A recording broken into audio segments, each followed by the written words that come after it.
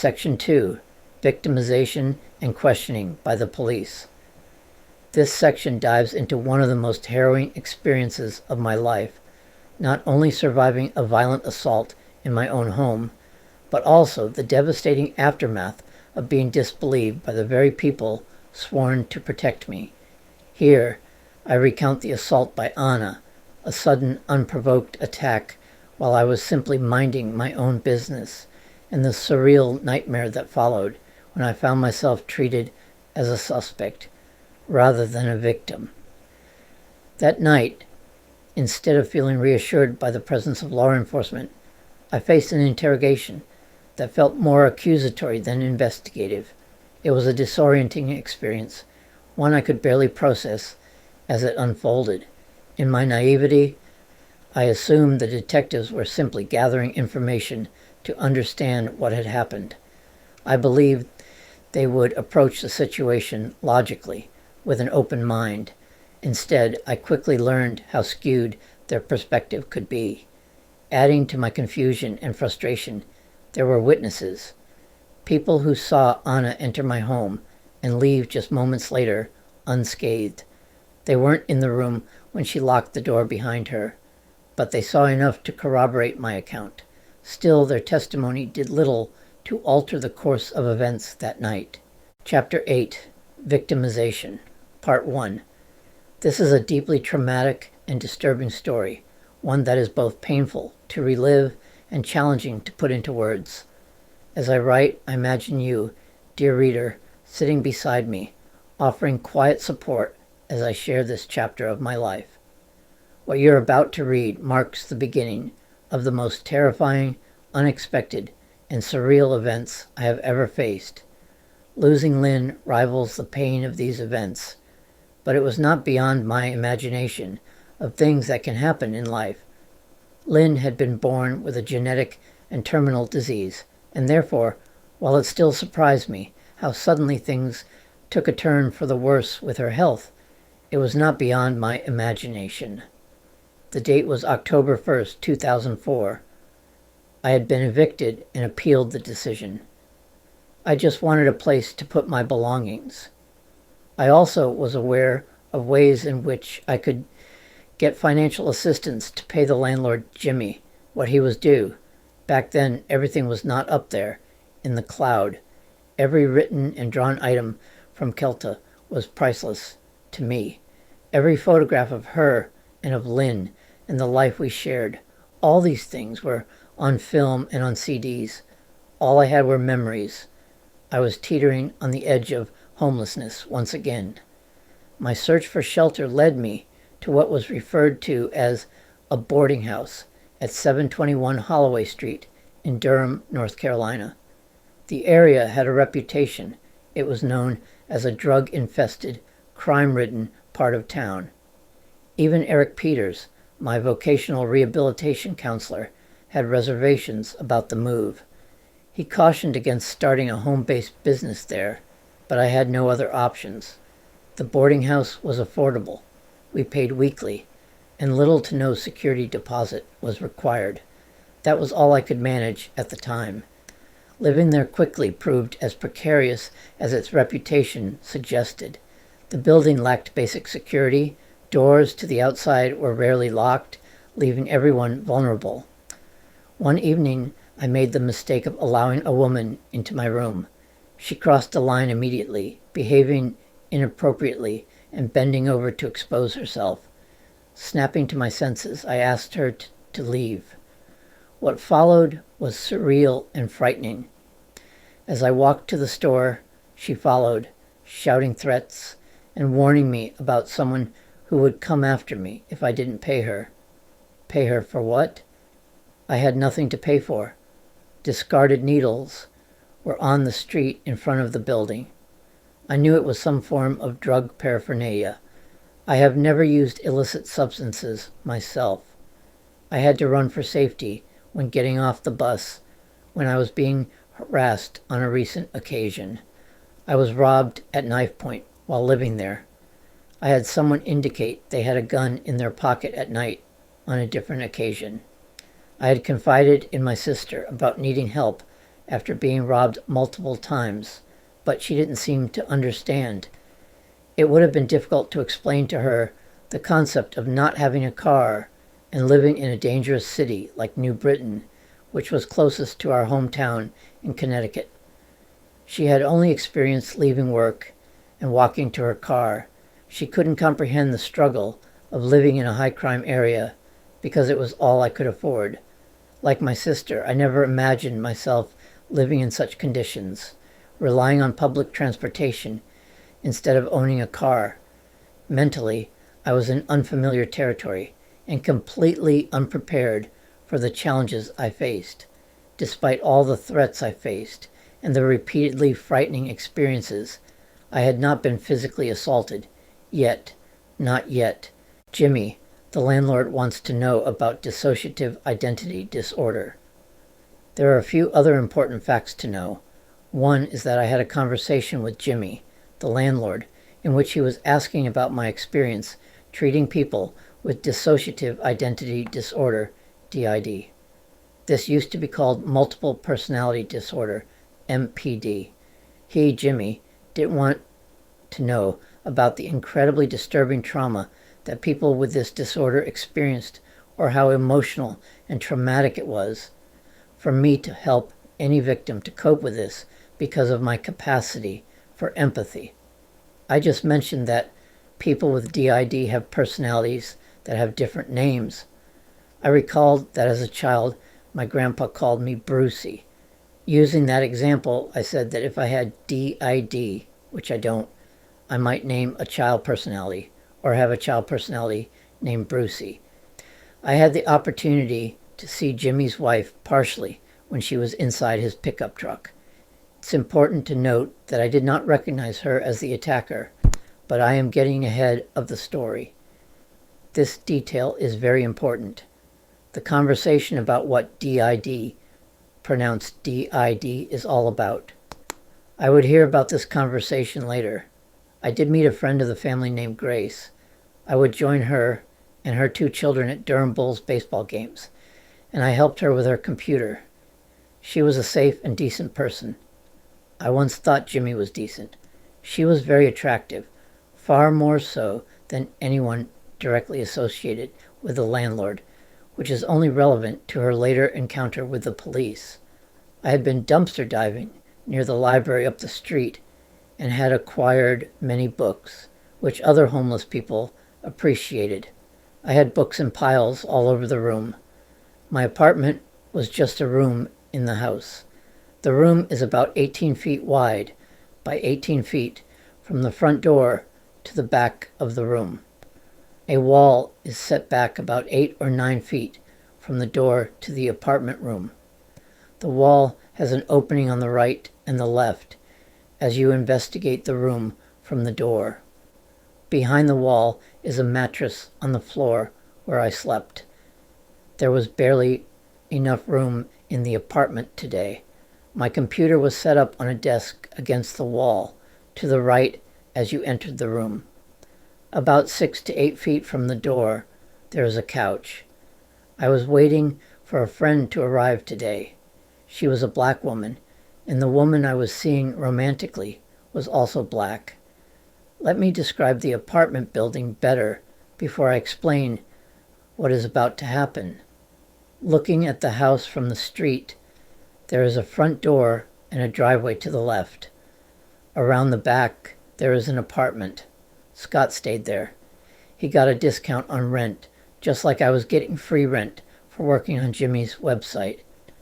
We paid our rent weekly to Scott, and he gave us a receipt. There is a door on the side of the building that leads inside from the driveway. If you go through that door, you will see the kitchen, which is a common area for cooking meals. Past the kitchen is the bathroom with a shower. An apartment was also down that hallway. Turning right, you would come to the vending machines that Jimmy kept stocked with sodas and snacks. Before you came to my apartment room, there was an apartment on the right and another 2 apartments on the left. Across from my room was the stairway that leads to 4 apartments upstairs. Next to the foot of the stairs was another apartment. It was an all-male boarding house, but females were there offering sex for money. I mentioned an unsuccessful attempt by one woman to get me to accept her service, as I had come to feel like the perfect victim.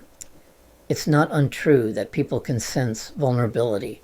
The urban scowl is something a more confident person might use during the day to walk quickly and with purpose if they find themselves in a potentially dangerous part of town. I had sensed danger at night and had run as fast as I could to my home, imagining that getting inside this boarding house at 721 Holloway Street would be safe. However, getting inside was not always safe. In addition to the encounter with the prostitute, I had seen the police use tear gas to get a gun from a resident. My door was open as I expected my new friend to arrive. I learned about a phenomenon called the cocktail party phenomenon years ago. When you hear your name, it can penetrate the cacophony of other sounds. We can hear our name if it is called out, even in a busy and somewhat loud room full of people talking. Something causes us to immediately turn in the direction where we heard it. I noticed this instant attention-grabbing effect years ago after I first learned about it. I was walking to class, deep in thought, when I heard Bruce. Immediately my attention was caught and my head turned in the direction of where someone had called out my name. The person must have been a couple of football fields away. That is what happened next. With my door partially open, I heard the words, "Where's Bruce?" coming from outside my room. Without thinking, I opened my door, stepped into the hallway, and said, "I'm Bruce." A woman stood a few steps up the stairway leading to the second floor. She was not the person I was expecting. She was standing halfway up the stairs, asking Danny, who was just another tenant that lived on the second floor. Other than her being white and not who I was expecting, there was nothing distinctive about her, and I had no idea who she was or why she was looking for me. Time froze for about 1 second, enough for me to register my confusion and to wonder, who is this person that seems to know me? Her eyes locked onto mine and she charged at me, coming down the stairs and around a corner as if propelled by a ferocious determination. I was frozen in shock, unable to react before she burst past me. Entering my apartment, I stumbled after her, walking past her and into the room just as she slammed the door shut and turned the lock, trapping us both inside. Before I could assess the situation, her fist collided with my cheek in a brutal punch that sent me reeling. The blows kept coming one after another in a flurry of violence that sent my glasses flying across the room. I could feel blood beginning to flow down my face as she continued to unleash a relentless assault on my face, leaving me battered and disoriented. I was dazed and shocked. I staggered backward with each blow. There wasn't much room between the door and the couch where I fell. I was shocked by the fact that a woman would lock herself in the room with me, then attack me, someone who I didn't even know, and I was shocked by the blows to the face. She shouted, "Why do you keep calling me?" I answered immediately, "Who are you?" with genuine shock in my voice. I was wondering who the heck was attacking me, and why. I was hurt badly. Blood was pouring out of my nose and across my face, almost immediately. Was she high on drugs? I managed to get to my feet and noticed that there was a distance between us. I used the opportunity to move forward and unlock the door that she had just locked. Then I pulled her toward the door, trying to get her out of the room. At some point, I brought my hand to my face and noticed my hand was smeared with blood. As I pulled her toward the door and outside, I touched the door frame for balance, and I left a blood-smeared thumbprint on the doorframe with my right thumb. She didn't have a scratch on her. I had not even hit her at all or defended myself in any way. I had always been nonviolent, peaceful. I had never been attacked at all, much less in such a bloody way. One might ask why I didn't fight back. There was something instinctual in me about not hitting girls or women. I never had to consider a moment like this. At this point, I had no idea that it would be crucial to know that she was not bleeding at all. She was all perpetrator and attacker. I couldn't defend myself if I wanted to do so. I had no idea that none of her blood being anywhere in the room or on the property would be important. In fact, as I was trying to get her outside, I was worried about hurting her. This happened so incredibly fast and could not have taken more than 60 seconds. I wanted to establish safety from this crazy person so I could call 911. As I tried to shut the door, she was pushing the door to get back inside. I couldn't close the door. I couldn't believe it. What more did she want to do to me? I reached my hand to try to push her away. My hand connected with her face, and it might have been partially closed into almost a fist. This was the closest thing to acting in self-defense. It seemed like all I had accomplished was pushing her away from the door so that I could lock it and finally feel safe inside my apartment room. Here I was worrying about hurting her because she was female. Those rules were probably not meant for situations like this. I had not used anywhere near enough force for it to be considered self-defense. Like every victim, I immediately picked up my phone and dialed 911. I then waited for the police, still bleeding profusely. My mind flashed back to what had just happened. The door had been opened partially in case my friend had shown up and didn't know what room I was in. But she was black. My girlfriend sometimes showed up to see me. She was black as well. The person I encountered halfway up the stairs was white. Who was she? Who was this attacker? And why did she do this?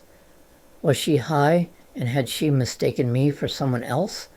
Some of the guys who lived in the house had been returning from work. The voices outside must have given me the sense that she had left. Some had witnessed the commotion from outside my apartment room. Unfortunately, they would not have seen what happened after she locked the door. There were several people in the hallway or on the stairs who looked with shock at me. These would be witnesses. Someone advised me to look in the bathroom to see how badly I was bleeding. Another tenant, Joachim, told me to go look in the mirror. He was the friendliest guy I knew at that residence, along with Danny. I was shocked at how profusely I was bleeding across my face. I wondered why I was not bruised, as opposed to seeing my face sliced up like this. I was trying to stop the bleeding. The lacerations were not deep. The cuts were more like the way one gets cut up when shaving. I was not getting nauseous or feeling faint, like after being accidentally cut with a knife in the past or on a glass window, occasions which had made me feel faint. Joachim asked me, "So you don't know her from Adam?" "No, I have no idea who she was," I answered. I registered some comments from the residents. I heard the words, "Why would you let her inside your apartment if you didn't know her?"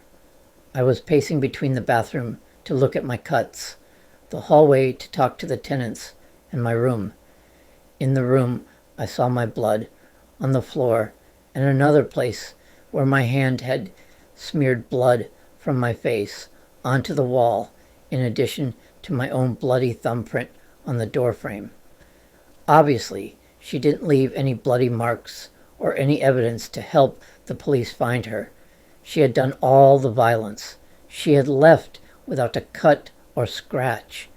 Joachim and Danny could see my blood in my apartment room, places where my blood was on the floor, my bloody thumbprint on the door frame. Looking in the mirror down the hallway in the bathroom, I was shocked by the extent to which I was cut. I was still bleeding from cuts on the left and right sides of my face. I had never been assaulted in this manner in my life. I had never known any violence in my life, only threats of violence. Blood was also coming from my nose and mouth. I believe I was in such a state of shock that I was not aware of feeling any pain. I knew that the mind had dissociated from feeling anything at all, physically or emotionally. It was hard to stop the bleeding with so many cuts. I was wearing a dark striped green short-sleeved shirt. It was covered in blood.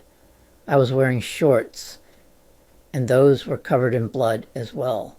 Even my socks and shoes were bloody. Within just a few minutes, my shirt, shorts, socks, and shoes had soaked up blood that had drained off my face.